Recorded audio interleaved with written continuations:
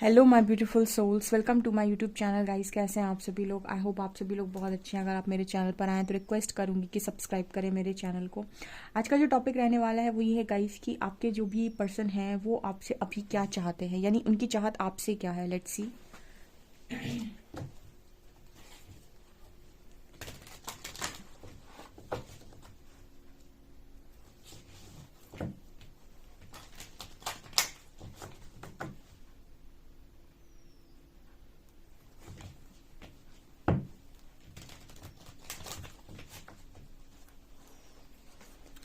Please guide कीजिए angels. मेरे जो भी व्यूअर्स हैं वो मेरे व्यूअर्स के पार्टनर्स मेरे व्यूअर्स से क्या चाहते हैं, प्लीज़ गाइड मी।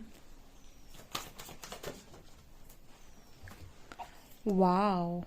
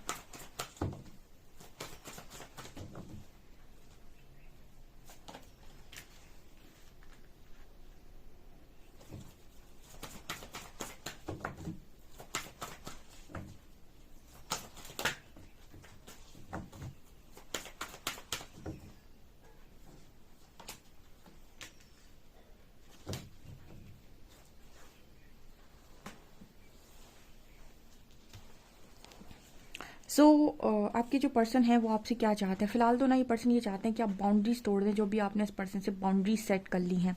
ठीक है, ये नहीं चाहते कि आप अपनी बाउंड्रीज में रहें, आप इस पर्सन के साथ बाउंड्रीज को सेट करें। बिकॉज ये पर्सन कह रहे हैं कि इस पर्सन को चाहिए आपका लव, बिकॉज आप इस पर्सन की हैं डिवाइन फेमिनिन। सो ये पर्सन चाहते हैं आपका लव, और ये बिल्कुल नहीं चाहते हैं कि आप इस पर्सन से बाउंड्रीज को सेट करें। दूसरी चीज़, ये पर्सन चाहते हैं कि आप अपनी मैच्योरिटी लेवल, आप में तो हमेशा से मैच्योरिटी ज़्यादा है, और आप ये भी बहुत अच्छे से जानते हैं कि आपके पर्सन में मैच्योरिटी नहीं है। तो वो खुद ही अपने आप को ये कह रहे हैं कि तुम तो जानते हो भैया कि मैं मैच्योर नहीं हूँ। ठीक है, मैं एक इमेच्योर इंसान हूँ। एंड में ना हम आप लोगों के लिए कुछ मैसेजेस लेंगे आपके पर्सन की तरफ से। ठीक है, तो एंड तक ज़रूर देखिएगा इस रीडिंग को। तो ये पर्सन ये खुद ही कह रहे हैं कि मैं तो भाई इमेच्योर इंसान हूँ, तुम मैच्योर हो, तुम मैच्योर हो तो तुम अगर बाउंड्री सेट कर लोगे तो कैसे काम चलेगा। ठीक है, इधर पे ना एक चीज़ हो जाती है एक टाइम पर, जैसे डिवाइन फेमिनिन और डिस्टॉर्टेड मैस्कुलिन की जो जोड़ी हो जाती है वो कहीं ना कहीं एक ऐसी जोड़ी हो जाती है जैसे कहते हैं ना माँ और बच्चा।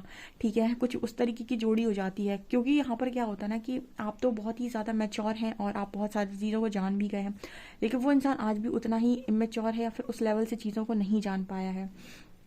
ठीक है, तो यहाँ पर आपके जो पर्सन है ना वो खुद ही ये चीज़ बोलने की कोशिश कर रहे हैं, और ये भी कह रहे हैं कि भैया नहीं समझ आता है आपसे बेटर कंपैटिबल पार्टनर।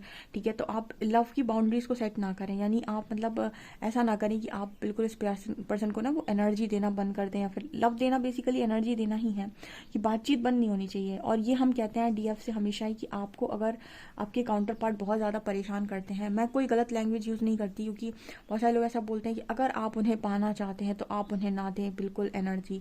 ठीक है, ये एक गलत सेंटेंस है। ठीक है, यहाँ पर कुछ ऐसी एनर्जी है कि अगर का आपका कोई पार्टनर है वो आपकी तरफ आता है और उसके बिहेवियर से आप इरिटेट होते हैं, आप बिल्कुल एनर्जी मत दीजिए उसको। ठीक है, क्योंकि आप अपने आप को प्रोटेक्ट कर रहे हैं। आप एनर्जी इसलिए नहीं दे रहे क्योंकि एनर्जी आज दे देंगे तो फिर कल कैसे मिलेगा वो, ये इंटेंशन बहुत ज़्यादा रॉन्ग होता है।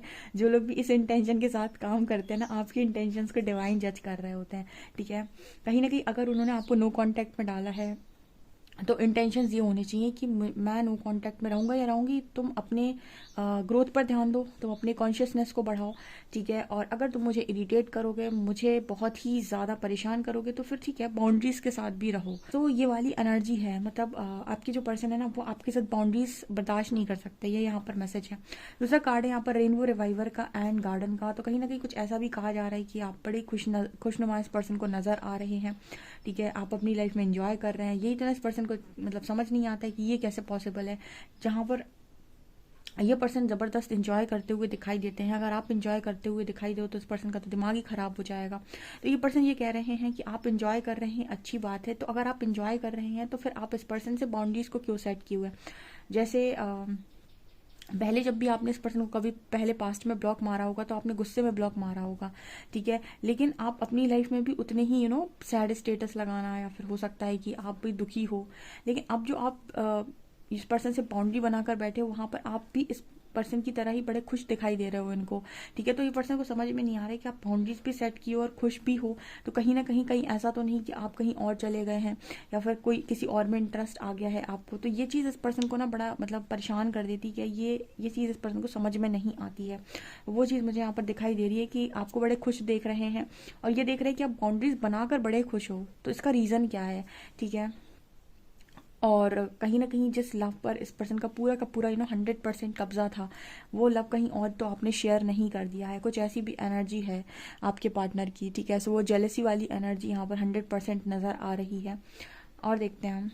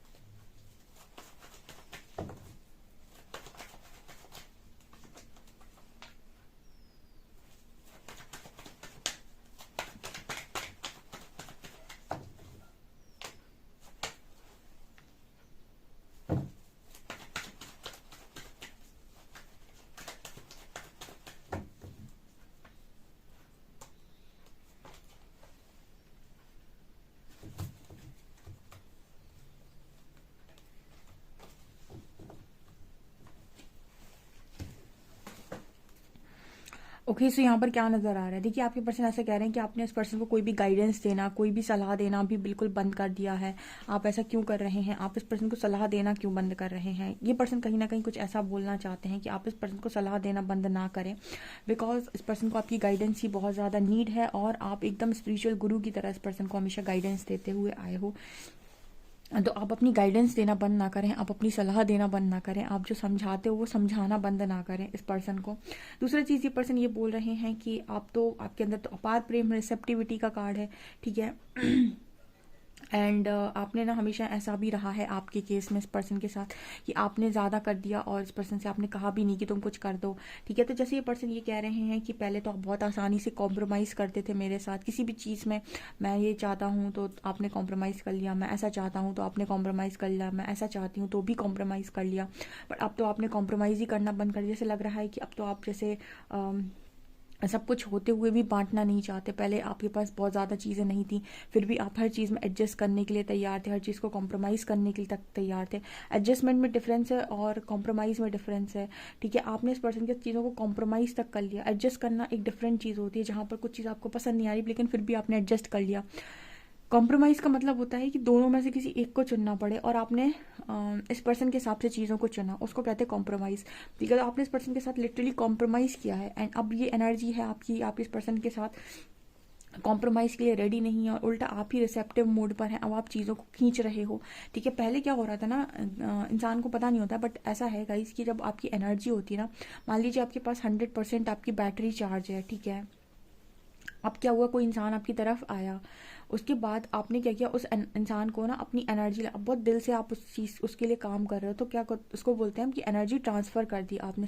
अब 50% आपने एनर्जी दे दी सामने वाले को। अब जो चीज़ें आप अपनी लाइफ के अंदर पाना चाह रहे थे वो आपको लाइफ में नहीं मिलेंगी, क्योंकि आपने 50% एनर्जी ट्रांसफ़र कर दी सामने वाले में।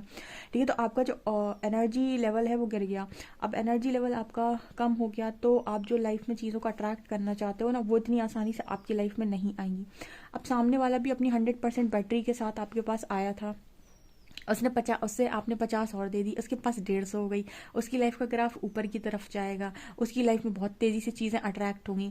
तो कहीं ना कहीं आप एक समय पर बहुत ज़्यादा विक्टिम भी बनते हो। ठीक है, और यहाँ पर वही एनर्जी निकल कर आ रही कि लिटरली कॉम्प्रोमाइज़ किया है आपने चीज़ों को। आप चाहते तो अपनी लाइफ में चीज़ों को बहुत सही ढंग से बना सकते थे। काफ़ी सारे लोग को क्वेश्चन आ सकता है यहाँ पर, और आता भी है कि हमारे काउंटर पार्ट अवेकन क्यों नहीं हो रहे हैं। देखिए, एक मैं बहुत अच्छे से बताती हूँ कि अवेकनिंग सबसे बढ़िया तरीके से होती तब है जब किसी एक पार्टनर की ना क्या बोलते हैं वो, क्या कहते हैं उसको, मैरिज कहीं फिक्स वगैरह हो जाए। क्योंकि ना उसके पहले तक आप दोनों को यूनिवर्स कितना भी नो कांटेक्ट में रखने की कोशिश करे, या फिर कोई स्पेशल ऐसी रोमांटिक थर्ड पार्टी आ जाए बीच में जो बिल्कुल आप दोनों को बातचीत ही नहीं करने दे रही, क्योंकि अगर आप लोग कांटेक्ट में आओगे तो एनर्जी शेयर करोगे तो अवेकनिंग पॉसिबल नहीं। अवेकनिंग होती ही तब है जब आपकी सोल शॉक्स आपको लगते हैं, आपको बहुत ज़्यादा जैसे कहते हैं कि बहुत ज़्यादा आपको सोल से दर्द मिलता है, और वो तब तक पॉसिबल नहीं है जब तक कोई आप में से एक फिक्स ना हो किसी जगह पर।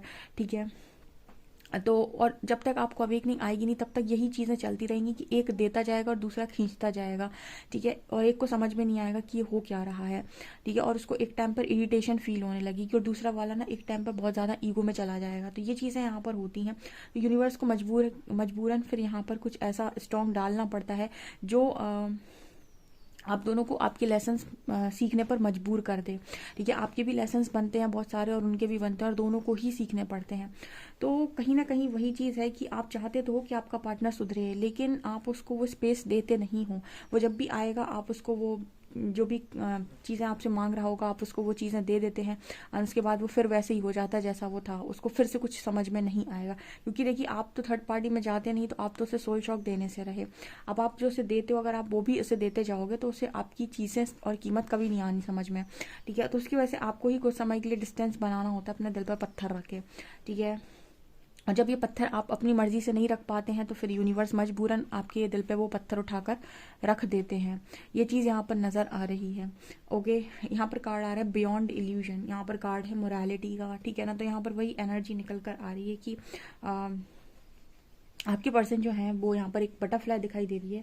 आपके जो पर्सन है वो आपको बड़ा ही समझदार बोल रहे हैं, और बोल रहे हैं कि आपके अंदर काफ़ी ट्रांसफॉर्मेशन आ गया है। किसी का एक सवाल आया था कि हम कैसे पता करें कि हम इल्यूजन में हैं या हमारे इंट्यूशन गाइड कर रहे हैं, यानी इल्यूजन और इंट्यूशंस को हम कैसे सुने।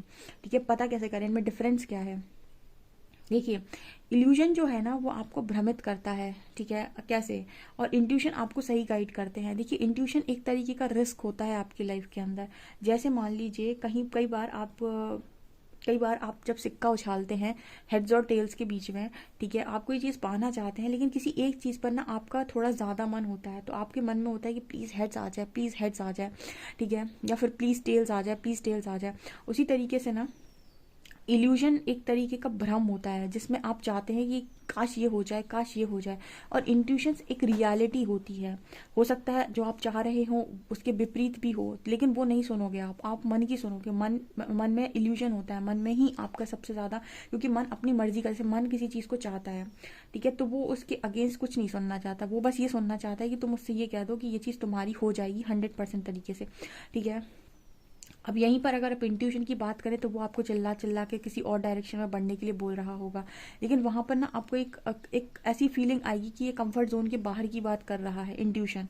ठीक है, और इल्यूजन जब भी बात करेगा कंफर्टेबल बात करेगा क्योंकि वो आपके मन की आवाज़ है। मतलब मन की आवाज़ बेसिकली वो आपकी चाहत है।